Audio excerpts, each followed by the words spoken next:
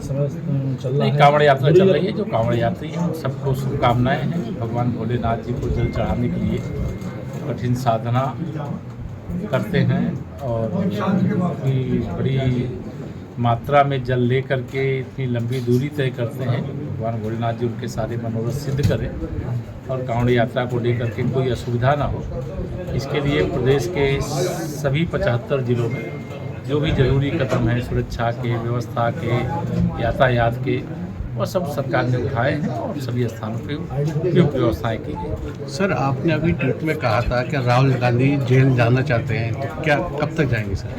ये तो देखिए, जमानत में जो होता है, जब कोर्ट जमानत निरस्त कर देगी उस दिन जेल चले जाएंगे। जैसे उनको जेल की याद आ रही है तो जेल की जो याद आ रही है वह जेल जाने वाले काम किए हुए हैं कि माननीय न्यायालय को निर्णय लेना है, न्यायिक प्रक्रिया का हिस्सा है। तो जमानत पर है, जिस दिन उनकी जमानत को निरस्त करेगी, जिस दिन उनको सजा होगी उस दिन उनकी जेल की यात्रा शुरू होगी। लेकिन लगातार पराजय दर पराजय से कांग्रेस बौखलाई हुई है।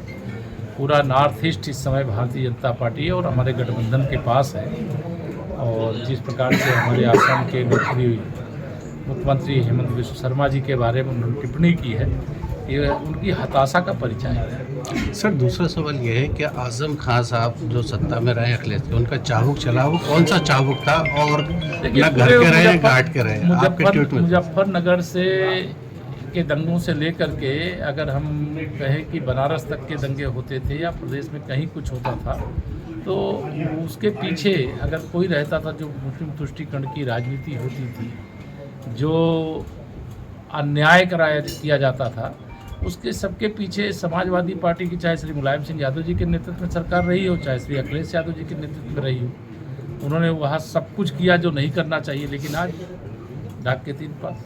सर, प्रदेश अध्यक्ष और राष्ट्रीय अध्यक्ष का बाजार गर्म में और आपका नाम चल रहा है सर, क्या कहेंगे इसमें? हाँ, मुझे कोई बताया है कि, और मैं आपको भी बताया दे रहा हूँ कि भारतीय जनता पार्टी का जो राष्ट्रीय अध्यक्ष होगा वो कोई भाजपा का कार्यकर्ता होगा, देश किसी प्रदेश से होगा। प्रदेश का जो अध्यक्ष होगा वो भी भाजपा का कार्यकर्ता होगा, प्रदेश के किसी जिले से होगा। प्रथम आपका नाम चल रहा है। नाम चलता है, आप लोग चलाते हो, कोई चलाता नहीं। धन्यवाद। सर, उत्तराखंड सरकार ने सर स्कूलों के अंदर गीता के श्लोक पढ़ाए, क्या उत्तर प्रदेश में भी कोई ऐसी? देखिए, ये श्रीमद् भागवत गीता पढ़ाने का जो भी निर्णय मुझे मालूम नहीं है, अगर लिया गया है बहुत सराहनीय है। अभी उत्तर प्रदेश में जब इस पर विचार होगा तो देखेंगे, लेकिन अभी इस पर विचार नहीं हुआ है। लेकिन कहीं पर भी कोई अच्छा काम हो रहा है उसका स्वागत है और श्री पुष्कर सिंह धामी जी और उनकी सरकार को बधाई। सपा सांसद कह रहे हैं कुरान और बाइबल भी पढ़ाई जानी चाहिए। वो तो कहेंगे पढ़ाई जानी चाहिए, लेकिन उस कुरान और बाइबल पढ़ाने और पढ़ने वालों का अंतर है ना। वहाँ जो पढ़ाया जा रहा है उसके पढ़ाने के पीछे का उद्देश्य अलग है और जो कुरान और बाइबल के पीछे का उद्देश्य अलग है। तो दोनों का उद्देश्य अलग अलग होता है। वह एक, अगर कुरान को कहे वो इस्लाम को मानने वालों का धर्म ग्रंथ है और जो बाइबल है वो ईसाइयों का धर्म ग्रंथ है, लेकिन श्रीमद् भगवद गीता संपूर्ण मानवता का धर्म ग्रंथ है।